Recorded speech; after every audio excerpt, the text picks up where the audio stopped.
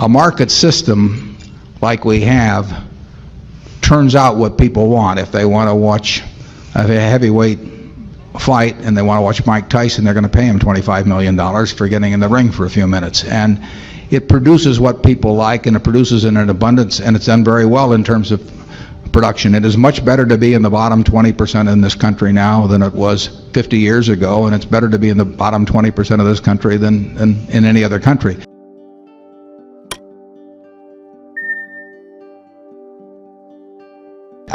My family's been associated with Berkshire since 1968, so I asked this question with a great deal of respect for your integrity and your wisdom. I work as an inner city school teacher where there is a rising and pervasive sense of hopelessness. When I ask my students what would make you happy, their predominant response is $1 million. As some of the richest men in the world, I wonder what your response to them might be. And as a second part of this question, the philosophical underpinnings of capitalism have largely ignored a systemic perspective involving issues of ongoing depletion of limited global resources exploited to sustain a market economy, widening gaps between the very wealthy and the severely impoverished, and an international view of America as a country whose primary values are greed and imperialism. As we move into the 21st century, do you see a need to re-envision capitalist premises towards original notions of democracy, justice, and humanitarian concerns? Didn't get all of that, but... Well, I will say this: I'm higher on the existing social order than you are.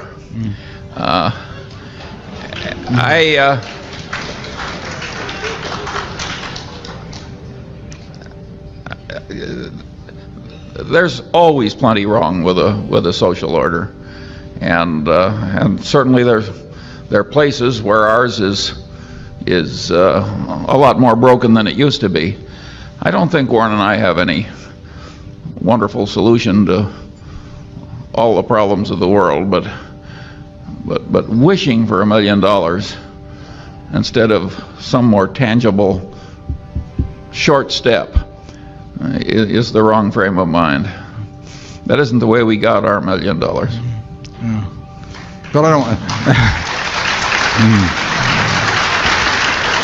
Warren might give a different answer, by the way. He's No, I would agree with the wishing for a job makes a lot of sense to me, and figuring out how to get one and then going from there. But there is, and always has been, that doesn't mean it always should be, but there is a tremendous amount of inequality.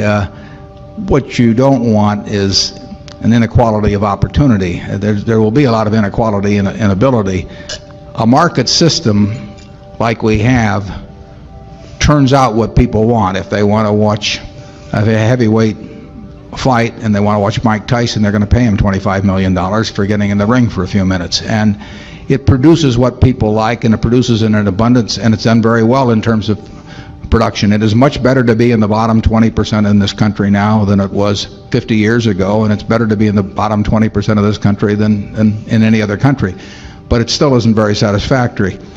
The market system does not reward teachers, it does not reward it does not reward all kinds of people who do all kinds of useful things in any way comparable to how it will reward entertainers or people who can figure out the value of businesses or athletes or that sort of thing. A market system pays very big for something that will entertain them. People want to be entertained a good bit of the day, and pays better for people that will entertain than educate. I don't want to tinker with the market system. I don't think I should be telling people what they should want to do with their lives, but I do think that it's incumbent on the people that do very well under that system to be taxed in a manner that takes reasonable care of anybody that is not well adapted to that system, but that it's a perfectly decent citizen in every other regard.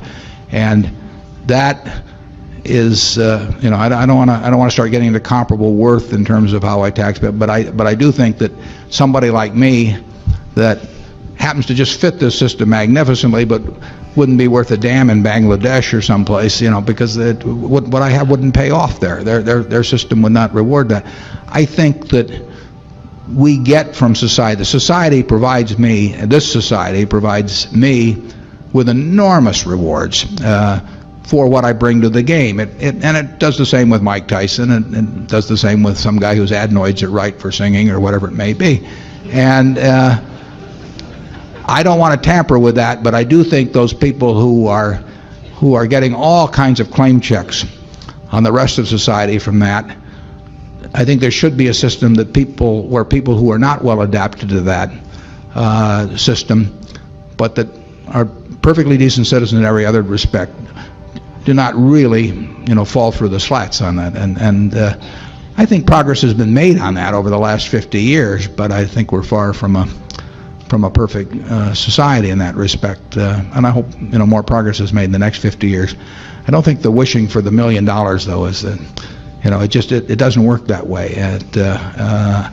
I think, but if you are lucky enough to have something that the market system rewards, you do very well here. And if you're unlucky enough to have something it doesn't reward, you do better now than you would have 30 or 40 years ago, and you do better than in other countries.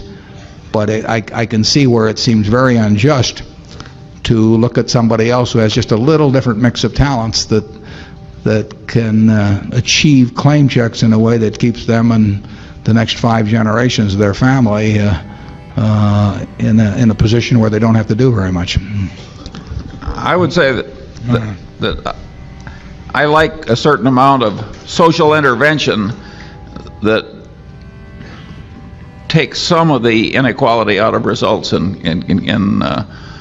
capitalism, but I hate with a passion rewarding anything that can be easily faked, because I think then people lie, and lying works, and the lying spreads, and I think your whole civilization deteriorates. If I were running the world, the compensation for stress under workman's compensation would be 0. Not because there isn't real stress, because there's no way to keep the fakery out if you reward stress at all. There was a great article, and this applies to an earlier question.